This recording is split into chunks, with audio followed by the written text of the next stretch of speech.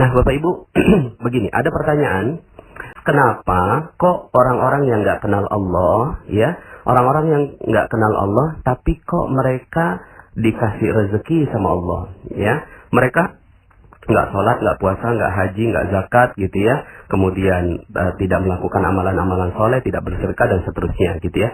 Tapi kenapa kok mereka diberikan rezeki berlimpah oleh Allah Subhanahu Wa Taala, gitu ya? Sementara kita di materinya kayaknya kita jadi harus bersusah-susah untuk beribadah, begitu ya, untuk mendapatkan rezeki Allah. Oke, saya jawab ya Bapak Ibu. Makanya judulnya adalah lain ladang, lain ilalang. Lain ilmunya Bapak Ibu, ya. Lain ilmunya antara kita dengan mereka, ya. Mereka-mereka yang tidak kenal Allah, mereka-mereka yang tidak kenal Tuhan, mereka-mereka yang tidak kenal akhirat, mereka yang tidak kenal tentang siksa kubur, mereka yang tidak kenal dengan padang mahsyar, mereka yang tidak kenal dengan alam hisab, ya. Mereka yang tidak kenal dengan surga dan neraka, sepanjang hidupnya berbuat zalim Bapak Ibu, ya. Mereka sepanjang hidupnya berbuat kesalahan, kezaliman, kejahilan, ya. Dan dalam Al-Quran disebutkan inna syirka la zulmun azim. Sesungguhnya orang-orang yang ingkar kepada Allah Subhanahu Wa Taala adalah sungguh kezaliman yang besar, ya. Nah, cuma orang-orang yang zalim ini Bapak Ibu, pernah mereka berbuat baik, betul nggak? Ya, mereka berbuat baik, Bapak Ibu. Mereka bikin handphone, mereka bikin mobil, ya, mereka bikin sarana-sarana kehidupan, gitu ya. Mik-mik di masjid itu adalah ciptaan mereka. Menyeberangi seorang nenek yang nggak bisa nyebrang, gitu ya. Kemudian memberi makan anjing, memberi makan kucing. Mereka berbuat baik pada hewan, dan ini adalah perbuatan baik, Bapak Ibu. Maka Allah itu maha adil, ya. Allah maha adil. Allah itu memberikan kebaikan dan Allah maha membalas perbuatan baik, Bapak Ibu.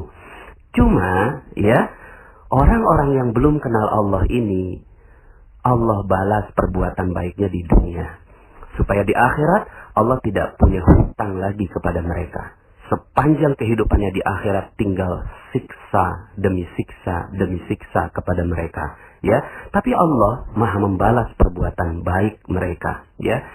Sementara kita, orang-orang yang kenal Allah, orang-orang yang kenal akhirat, orang-orang yang kenal surga dan neraka, orang-orang yang kenal dengan siksa kubur, alam hisab, padang mahsyar, adalah orang-orang yang selalu berbuat baik sepanjang harinya, sepanjang tahunnya, sepanjang bulannya. Kita berbuat baik Bapak Ibu.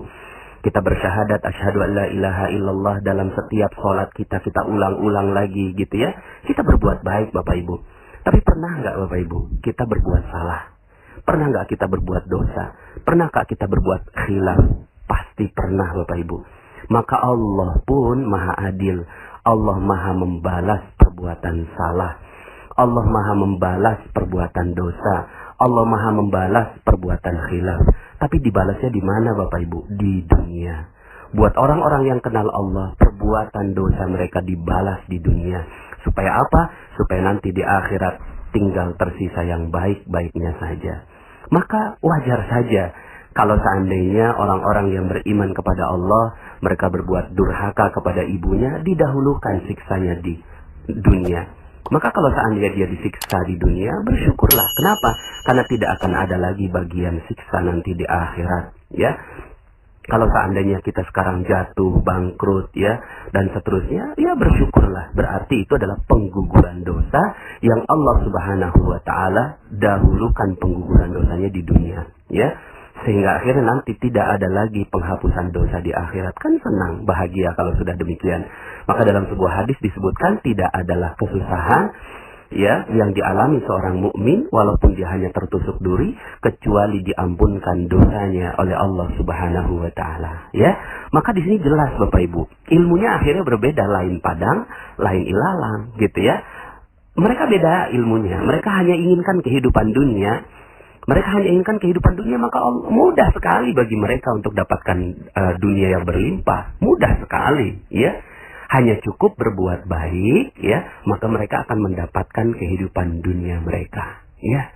Begitu aja. Jadi kalau seandainya kita melihat mereka diberikan kemewahan, kejayaan di kehidupan dunia, ya nggak usah gimana-gimana emang mereka.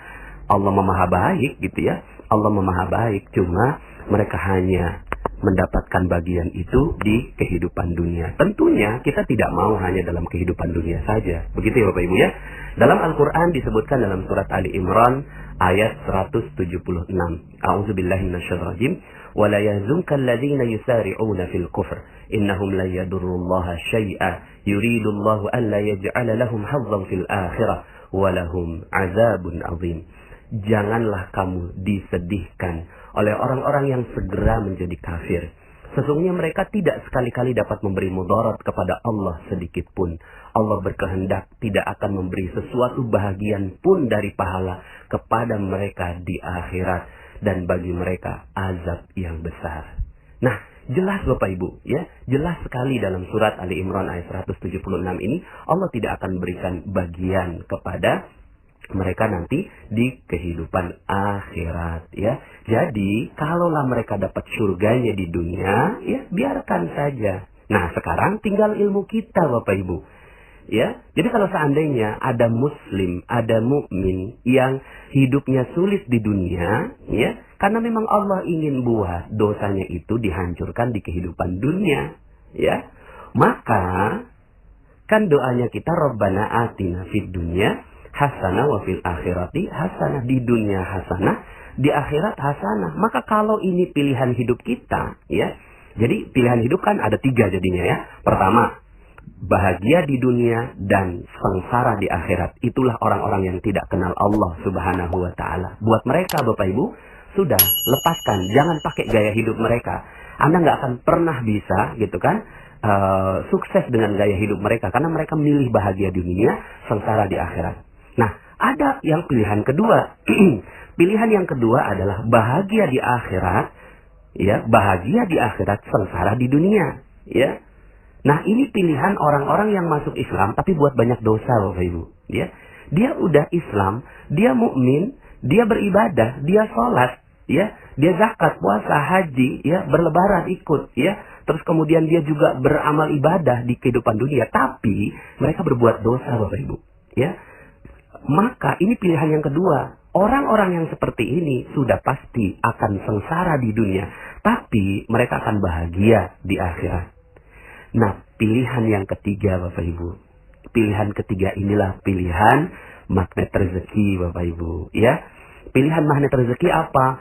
Pilihan magnet rezeki bahagia di akhirat, juga bahagia di dunia. Maka kalau ini pilihan kita adalah yang ketiga Bapak Ibu, ya. Kalau pilihan kita adalah orang yang ketiga, maka tidak ada pilihan bagi kita. Kecuali kita berhati-hati dari seluruh perisai-perisai dosa kita Bapak Ibu. Ketika kita berhati-hati dari dosa, ketika kita berhati-hati dari segala larangan-larangan Allah Subhanahu wa Ta'ala, maka Allah pasti akan membuat kejayaan, kemakmuran dalam kehidupan dunia, ya. Nah, sebagaimana dalam Al-Qur'an dalam surat Al-Qasas ayat 77, Allah meminta kita untuk menjadi golongan yang ketiga Bapak Ibu, ya. Allah meminta kita untuk menjadi golongan yang ketiga. Apa bunyinya? A'udzubillahi minasyaitonir rajim.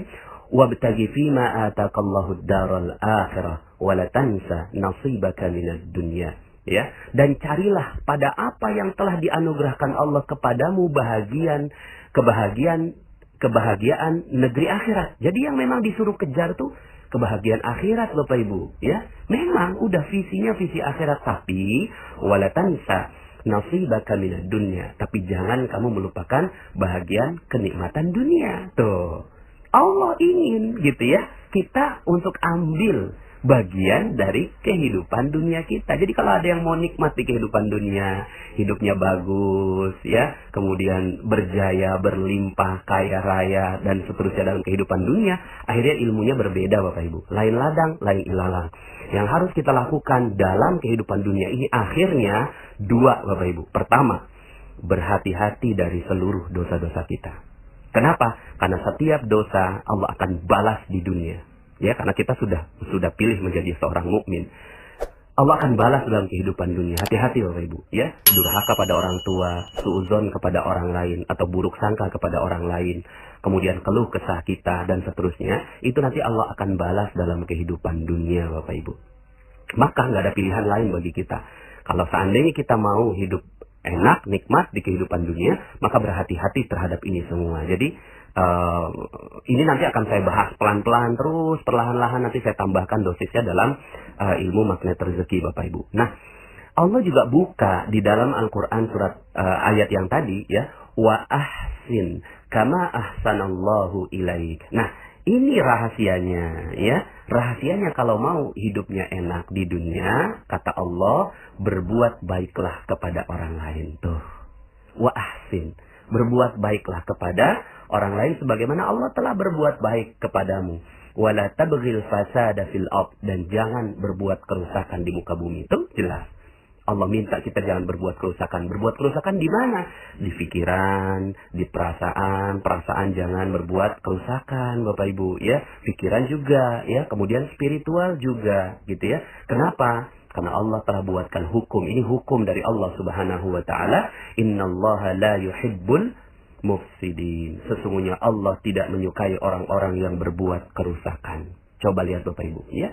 Jadi, maka tidak ada pilihan lain buat kita. Kalau kita mau bahagia di dunia, mau bahagia di akhirat, tidak ada pilihan buat kita kecuali kita melakukan dua hal. Pertama, hati-hati dari dosa. Yang kedua, berbuat kebaikan, Bapak Ibu, ya.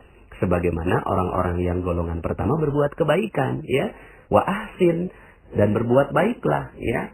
Seperti itu. Nah, pertanyaan berikutnya, ada yang bertanya kepada saya, bukannya rezeki itu udah ditakar, ya? Kan semua rezeki udah ditakar. Ketika kita di umur 4 bulan di rahim kita, Allah udah tetapkan rezekinya, jodohnya, dan seterusnya, ya. Kematiannya Allah sudah tetapkan, ya. Kenapa terus kemudian kita harus kejar-kejar rezeki? Gini, ya. Gini Bapak Ibu. Terhadap orang yang bertanya begitu, saya tanya balik, gitu. Jadi terhadap orang yang bertanya begitu, kan udah ditakdirkan. Saya tanya balik dong sama dia. Ente udah tahu dong takdir ente berapa rezeki ente? Belum tahu. Lah terus, ya, dia katanya udah ditakdirkan. Berarti ente udah tahu dong takdirnya. Belum tahu. Makanya itu bukan ilmu kita, itu ilmunya Allah. Ya, itu ilmunya Allah. Ditakdirkan itu ilmunya Allah. Karena kita nggak tahu takdir kita, takarannya berapa, takaran rezeki kita, maka gitu ya, ya sudah, kerja saja yang baik-baik gitu kan, buat saja yang baik-baik. Nah, terus akhirnya saya tanya balik, mau nggak saya kasih tahu takdirnya ente berapa banyak, takaran rezeki ente berapa banyak, mau nggak saya tanyakan gitu ya. Dia jawab mau. Gini Bapak Ibu, takaran rezeki kita buat orang-orang yang sudah memilih golongan yang ketiga ada dalam surat An-Nur ayat 55. An-Nur ayat 55, ya. Dalam Al-Qur'an Allah berfirman demikian. A'udzubillahi minasyaitonir rajim. Wa'adallahu alladhina amanu minkum wa 'amilus salihati la yastakhlifannahum fil ardh لا يستخلفنهم في الأرض كما استخلف الذين من قبلهم. Nah, Bapak Ibu, Allah telah berjanji kepada orang-orang yang beriman di antara kamu dan mengerjakan amal-amal yang soleh. Apa janji Allah terhadap orang-orang yang ketiga ini, ya, iman dan amal soleh? Bahwa dia sungguh-sungguh akan menjadikan mereka berkuasa, berjaya, mulia, kaya raya di muka bumi. Sebagaimana dia telah menjadikan orang-orang yang sebelum mereka berkuasa. Bahkan Allah jelaskan berkuasanya di situ dalam hal apa saja, gitu kan. Sungguh dia akan menemukan bagi mereka agama yang telah diridhonya untuk mereka. Jadi teguh, menang, begitu Bapak Ibu ya. Dan dia benar-benar akan menukar keadaan mereka. Keadaan yang mana? Sesudah mereka berada dalam ketakutan. Ketakutan ditagih, ya. Ketakutan nggak bisa bayar utang, ketakutan diusir dari rumah kontrakan, ketakutan digusur, ya, ketakutan secara politik nggak menang, gitu kan, ketakutan macam-macam ketakutan, ya. Allah akan nukar ketakutan mereka menjadi aman sentosa, begitu Bapak Ibu, ya. Dan ciri mereka adalah mereka tetap menyembahku, ya, ya'budunani la yusyrikuna bi syai'a. Mereka tetap menjadi golongan orang yang ketiga, enggak jadi golongan yang pertama Bapak Ibu. Mereka tetap menyembahku dengan tiada mempersekutukan sesuatu apapun dengan aku, ya. Wa man kafara ba'da dzalik faulaika humul fasiqun. Dan barang siapa yang tetap kafir sesudah janji itu, maka mereka itulah orang-orang yang fasik. Nah, Bapak Ibu, ini janji Allah. Jadi takaran rezekinya orang yang beriman itu apa? Takarannya Allah kasih standarnya Nabi Sulaiman, Bapak Ibu. Itu standarnya tuh, ya. Kama ta'lafal ladzina min qablihim, sebagaimana diberikan kekuasaan kepada orang-orang sebelum kamu. Siapa orang sebelum kamu yang berkuasa? Ya Nabi Sulaiman, ya. Yang telah berkuasa, kemudian diulang lagi, ya. Di zamannya Umar bin Khattab radhiyallahu anhu diulang lagi, di zaman Umar bin Abdul Aziz diulang lagi. 14 abad kekhilafahan, ya, itu bertahan di muka bumi. Jadi Islam ini baru rendah itu 100 tahun, Bapak Ibu, ya. Islam ini baru rendah 100 tahun, tapi sebelumnya dia berjaya. Kenapa berjaya? Karena mereka benar-benar beriman dan beramal soleh kepada Allah Subhanahu wa taala, ya. Jadi, jadilah golongan orang yang ketiga. Karena takaran rezeki orang yang ketiga, ini Allah berikan kejayaan, kemuliaan, kekayaan. Kalau seandainya sekarang Anda belum seperti itu, bisa jadi sederhana Bapak Ibu, sederhana saja. Cuma mungkin karena ada perisai-perisai yang pelan-pelan kita buka. Yuk sama-sama kita buka. Sama-sama kita buka di magnet rezeki. Mudah-mudahan pelan-pelan rezeki itu terbuka, ya. Nah, sampai akhirnya Allah Subhanahu wa taala ingin agar kita ini menunjukkan kekuatan magnet rezeki, Bapak Ibu, kekuatan golongan ketiga, ya. Dalam Al-Qur'an surat Al-Anfal ayat 60, wa a'iddu lahum mastata'tum min quwwah. Dan siapkanlah untuk menghadapi mereka kekuatan apa saja yang kamu sanggupi. Baru kemudian kalau seandainya kita sudah bebas dari segala dosa, berbuat baik, beramal soleh, berkarya yang terbaik, maka insya Allah Allah akan berikan kekuatan kepada kita yang akan menggetarkan orang-orang yang tidak mau masuk ke dalam surga. Akhirnya, ya, gentar Bapak Ibu, orang-orang yang cuma mau dunia. Orang-orang yang cuma mau dunia aja, nggak mau akhirat, gentar ngelihat orang-orang yang beriman. Wah, luar biasa orang-orang yang beriman itu, ya. Udahlah dapat surga, udahlah dapat akhirat, ya, dapat bertemu dengan Allah, keridhaan Allah, dunia juga dapat. Akhirnya mereka pelan-pelan ngikut kita, Bapak Ibu. Ngikutnya bukan untuk diperangi, tidak. Kita ingin menjadi rahmat bagi mereka, menjadi rahmat bagi semesta alam, ya. Bukan dengan cara yang sekarang ngebom nggak jelas, Bapak Ibu. Jihad nggak jelas, bukan. Tapi jihad yang ada adalah bersungguh-sungguh untuk membuktikan bahwa Allah Maha Kaya, Allah Maha Mengkayakan, Allah Maha memberi rezeki, Bapak Ibu, ya. Jadi yuk sama-sama, ilmunya beda Bapak Ibu, ilmunya memang beda, lain ladang lain ilalang, lain ilmu Bapak Ibu, mereka lain ilmunya, mereka cuma kehidupan dunia saja.